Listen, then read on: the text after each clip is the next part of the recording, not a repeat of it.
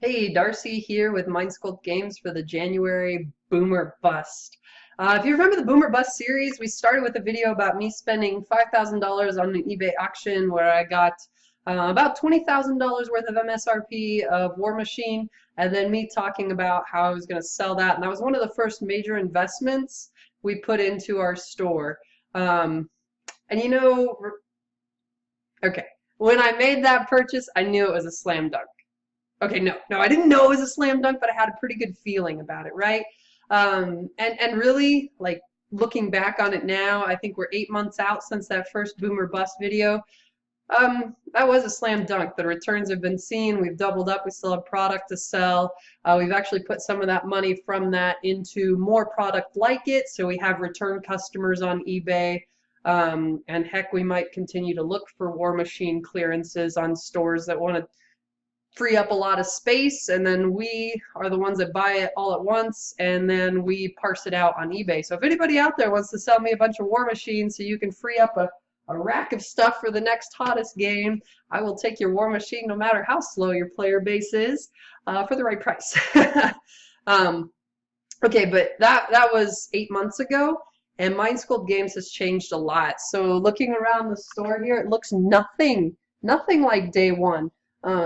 We started this business with just proceeds from online sales. So we were putting money into things like buying our glass cases from Kansas City in the middle of it. But we started with less than $6,000 of new inventory on our shelf. And well, I just finished up my taxes, so the numbers, they stare you in the face there. But we had a lot more than that on the shelves. And mainly that's because we're playing the cheap model of business. My dad works for me for free. I haven't paid myself a penny. And my husband, he's working for free right now too because we're building the business. So the last Boomer Bust you might have seen, it was about us hiring a phenomenal young man who is helping our business grow maybe exponentially, but we hired Dayton Winter. He moved his family here, so him and Emily moved to Great Bend, and Dayton is now processing my eBay orders. He works on our TCG player. He helps us fill our eyes. He knows a ton about Magic, so he fits right in with a lot of our players. He's played a lot of board games. He has a background where he relates well. I was thinking about it with my dad, and I was like, he was talking about how Dayton socialized well with the people here, and I was like, Dad, these are our people. Like, how many times have I hung out in a game shop, and these have been the kind of friends I've made, like, if I fit in anywhere, which, but if I fit in anywhere, it's kind of in a game store. So it is kind of the situation where these are our people. And in that, it feels really natural to come in and get excited with the people who were talking about Final Fantasy and all the games we played when we were the children of the 90s. And it's fun to watch Dayton talk to the guys about Modern or Commander or watch them in a draft. Actually, my nephew just turned 17, or 18. He's a man now. Gavin's a man now. But for his birthday, we did a family booster draft, and it's fun, and it's natural, and it's what we do, and we get to bring that to the game store. So that part feels natural, right? The environment feels natural, and buying things to flip them kind of feels natural. Like, I've been doing that for a while. But putting those numbers together for the taxes and starting to get deeper and deeper in what it means to progress as a business, and now having someone on my actual payroll where now I'm paying payroll fees, and I'm workman's compensation and withholding taxes and all those extra things. Like the first employee costs you some extra money. I mean, so does number 2 and number 3, but maybe employee 2 is a little less. I was looking at numbers today, like labor cost percentage of net income. And when I start thinking about those things, I mean, I'm just so, I don't want to say over my head, because I don't believe, it's in the head. It's not over my head. It just might be hard. But I've never done that before. And so when we hired Dayton, we're open from noon to 9. each weekday. So that opened up from noon to 4, which we hadn't been open before. And now we're open on those weekdays. And what that does for us, the best marketing I believe Mind Sculpt Games can have is open doors, because we have the play space, we have the environment, we have the events, we have players, we have connections, we have people who feel natural in a game store working behind the counter. All those things are going for us, right? So if you walk in the door, there's a pretty good chance you say, wow, this place is awesome before you walk out. Our best marketing is inside our store. Now, Facebook helps, the radio helps, the newspapers helped. All those things are good, but the experience of Mind Sculpt Games is what sells people on Mind Sculpt Games, right? And that's why you watch our story about boom or bust and, can we really build a business? So yes, we've built a business where in 7 months we made a profit. We didn't lose money in our first year of business, right? So we started in June, we finished in December for the fiscal year, and we did okay. Now we've added payroll, which adds overhead, and the reason we did okay before is because our overhead was super low because we were cheaters and our labor was free, right? We're a family business and we've been putting our money back into it. So now we have to think, can we monetize noon to 4? Can we monetize it with the human resources we have? And how do I, as a human resource manager at Mind Sculpt Games, how do I put Dayton to best use to grow Mind Sculpt Games so we can continue to serve the community with excellent service and products for everyone on a mission that helps build community through gaming? Like, how can I do that? So having those open doors is our best marketing, but some of the noon to 4 hours have been, a little slow. When I check our sales at the end of the day, our in-store sales, sometimes if I were just paying Dayton to work the cash register, I would be losing money because our in-store sales do not compensate for the hourly wages. And, there's been days where that's true without even cost of goods sold being factored in. That's scary, right? But if Mind Sculpt Games is going to succeed, and what we were built on is not a one-channel sales venue. We are not just a storefront. We are not just a cash register. And the thing about the secondary market in a game store, like if we trade in singles, we don't always see that in our cash report at the end of the night. So it's pretty hard to know exactly where we're at every night. And I would really love to know exactly where we're at and do all the math and just say, X plus Y equals Z, this hour is profitable. In fact, you could open at 10 a.m. In fact, you could be open on Sundays. Like those decisions are really hard because we have 3 different main sales venues. We've actually added a 4th. We started selling on a 4th sales venue. We haven't had a lot of sales yet, and the fees are a little bit higher. But 2018 is really a year where we want to be able to focus on Great Bend. Like, we have a community built. We almost have a critical mass where I would say everybody's going to know somebody soon that has had a positive experience with Mind Sculpt Games and knows a player group. Whether it's our board game group, our card game groups, whether that's Magic, Pokemon, or Yu-Gi-Oh! I have to tell you, we had a Magic pre-release. We sold out of kits, right, between 2 pre-releases. And we had our first Pokemon pre-release, and it was actually this last Saturday. And my cup was overflowing. Like, it was so cool. My son, my 6-year-old son, played in the 6 and under, or sorry, the junior division. And then the masters and the seniors divisions. I mean, we had 3 different age groups. We had enough players for each age group to be full. Everybody was excited. It's a cool new set. Ultra Prism looks pretty neat. But there were lots of good experience. Nobody dropped from that tournament except one kid whose babysitter had to come pick him up. But everybody played until the end because the experience was good. And there's money in a Pokemon pre-release, but what I got to see was people enjoying exploration. I got to see kids reading and doing math for fun and enjoying it and being very engaged and wanting to do more, wanting to research. There's video games for Pokemon and there's videos for Pokemon, but a lot of what kids do is they get those encyclopedia of all 500 Pokemon and they read them, or they go do the math, or they use the Pokemon online portal and they track their collections and they take ownership and value in those things, and it's so cool. So again, right, like there's things that feel natural in the fill-up.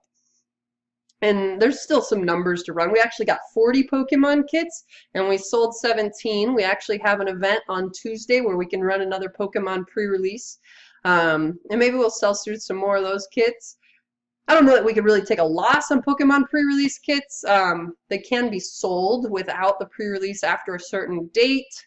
But you know, those numbers are hard. Like I had to put in my 40 kit request a while ago, and I had no idea how many people would show up. I was pleasantly surprised with 17, but you know, like 12, 20, I was a little nervous. How many people are going to be here at 1 o'clock? And there's less. Okay, so boom and bust is about risk, right? And there's a little less risk right now because we seem more established, but the risks are on a larger scale. Like that $5,000 purchase, I made enough orders with one distributor this month in the first 10 days to clear that, you know?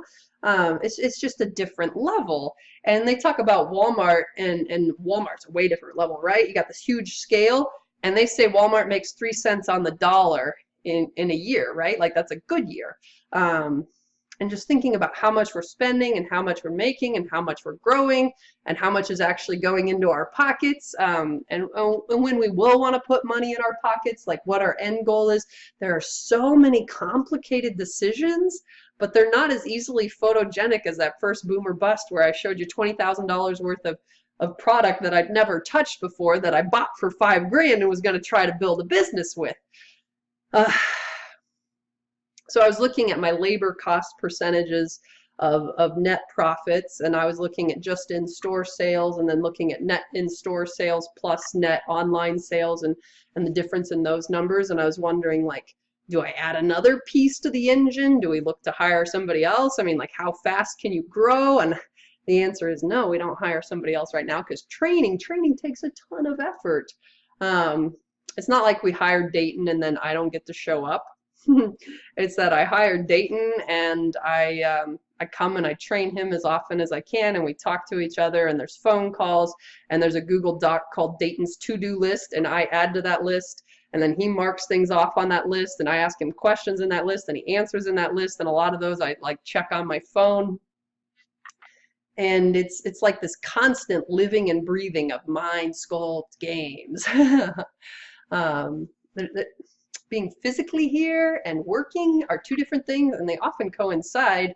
But there's a lot of decisions that are made off-site, a lot of directives, a lot of human resource management that says, Dayton, this is your most important task for today. This is what you're going to do. Or Randy, this is your most important task for the day. This is what you're going to do. And it just, the biggest boom or bust right now is me being a good resource manager with resources that I've never managed before.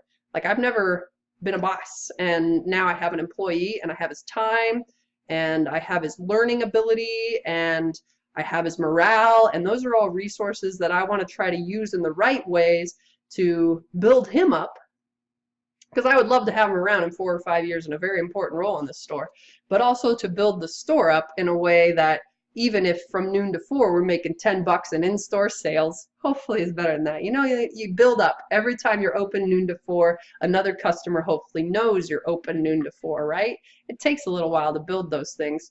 But, I mean, we also try to maximize condition sorting, card inputting, set sorting, filling orders. Maybe one day I'll be able to have him search sales channels to see if he can pull in a deal or something. You know, maybe he can create eBay auctions one day reliably, or buy it nows. There's so much potential, but knowing how to manage growth. Like, I'm not just finding a deal and going and buying a collection and filtering through it and selling what I can and letting my husband keep the best stuff for his commander decks. Like, I did that for years.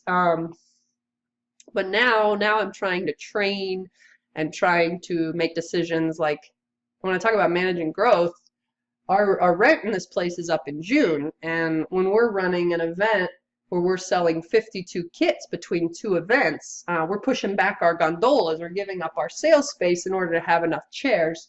And honestly, when we have our chairs, you know, there's a little bit more to be desired in terms of space. And one of our next decisions is location.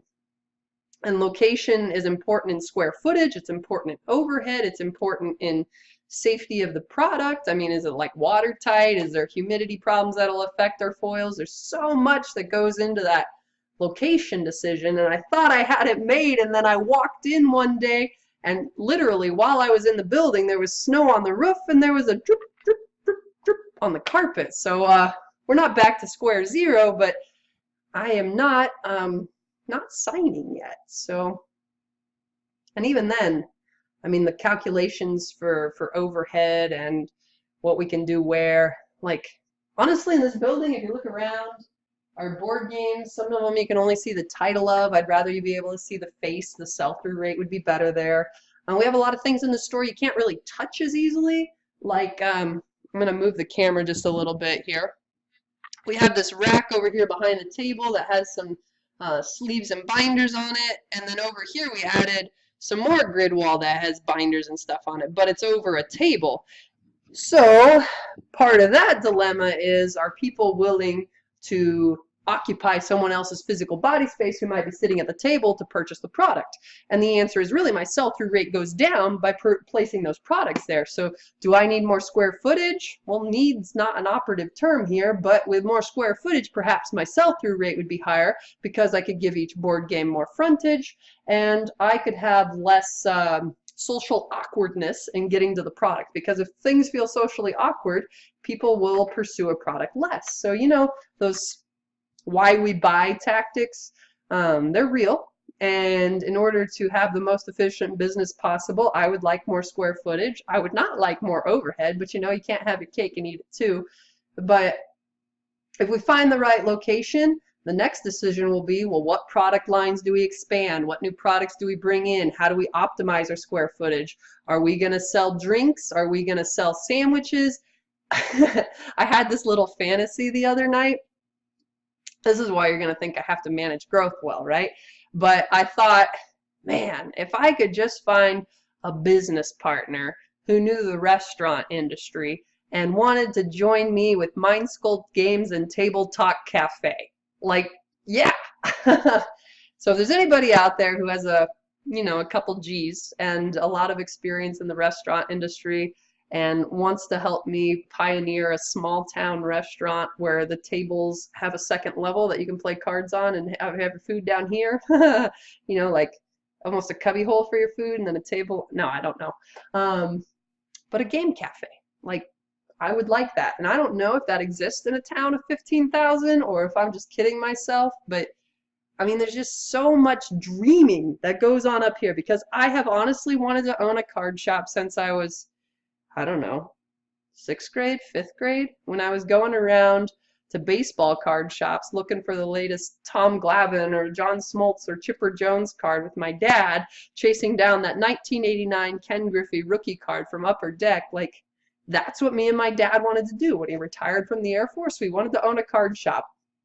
You know, we probably have 200 baseball cards in this shop, and they're all Kansas City Royals or K-State or KU players, but we own a card shop. Like, you know, it's a game store, it might be a toy store, but we did it. And there's all those years of thinking, what would this look like? How could this be?